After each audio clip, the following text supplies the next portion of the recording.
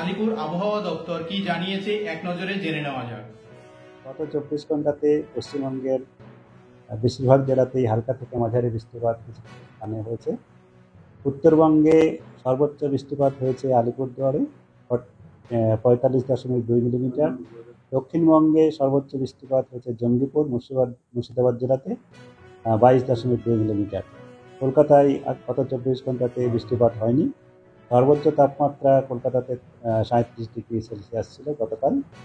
এখন আমাদের যা পূর্বাভাস আগামী কয়েকদিনের, তাতে আগামী কয়েকদিন মূলত আজ থেকে 5 তারিখ পর্যন্ত আমাদের দক্ষিণবঙ্গের কয়েকটা জেলায় আমাদের গরম এবং আর্দ্র এবং তাপপ্রবাহ এক দু জায়গায়ও হতে পারে, মূলত দক্ষিণ 24 পরগনা এবং পশ্চিম মেদিনীপুর জেলায়। আর কলকাতা, হাওড়া, উত্তর 24 পরগনা, হুগলি, পূর্ব মেদিনীপুর এসব জেলাতে আর্দ্র এবং গরম হাওয়া থাকার সম্ভাবনা রয়েছে।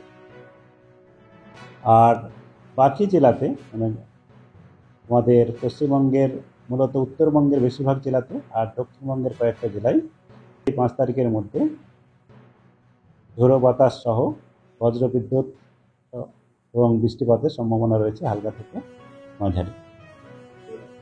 এইসব জেলাগুলো উত্তরবঙ্গের সমস্ত জেলাতেই রয়েছে। আর 24 ঘন্টাতে তেমন সম্ভাবনা দক্ষিণবঙ্গে নেই, কিন্তু উত্তরবঙ্গের সমস্ত জেলাতেই রয়েছে।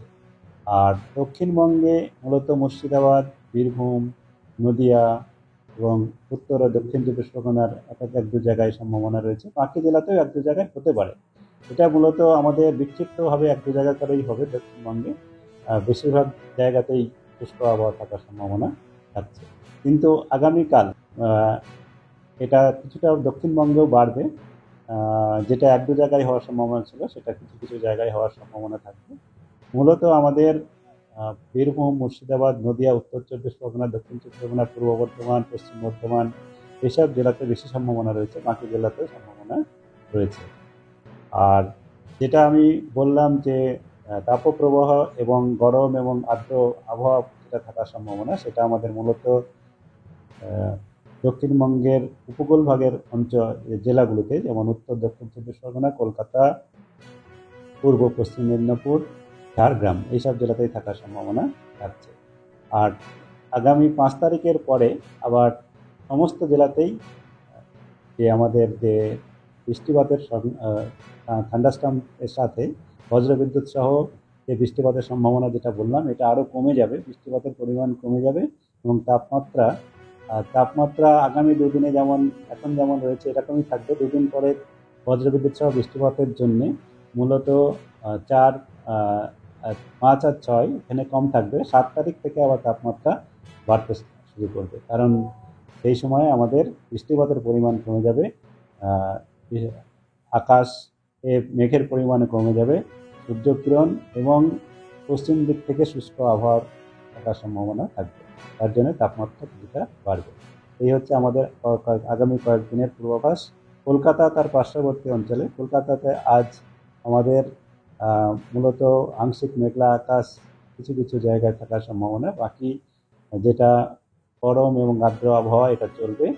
আর আজকে সর্বোচ্চ তাপমাত্রা 38-এর কাছাকাছি থাকার সম্ভাবনা থাকছে। সর্বনিম্ন তাপমাত্রা 29 ডিগ্রির কাছাকাছি থাকার সম্ভাবনা রয়েছে। সন্ধ্যার দিকে বজ্রগর্ভ মেঘ সঞ্চারের সম্ভাবনা রয়েছে।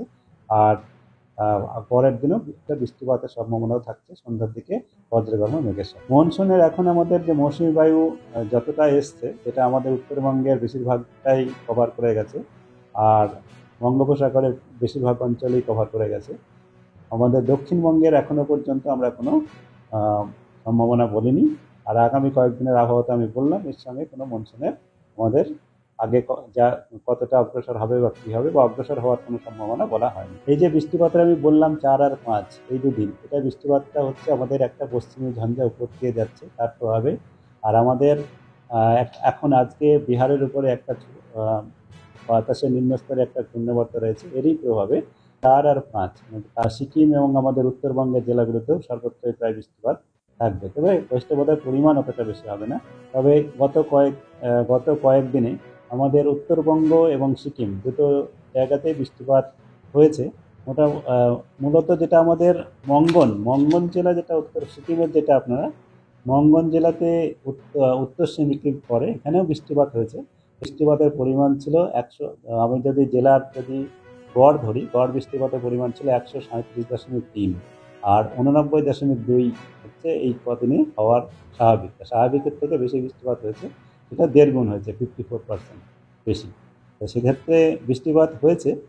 আর এটার মূলত কারণ ছিল আমাদের এই লো প্রেশার, যেটা নিম্নচাপ ছিল বা গভীর নিম্নচাপ ছিল, সেটা উত্তরের দিকে চলে যায়।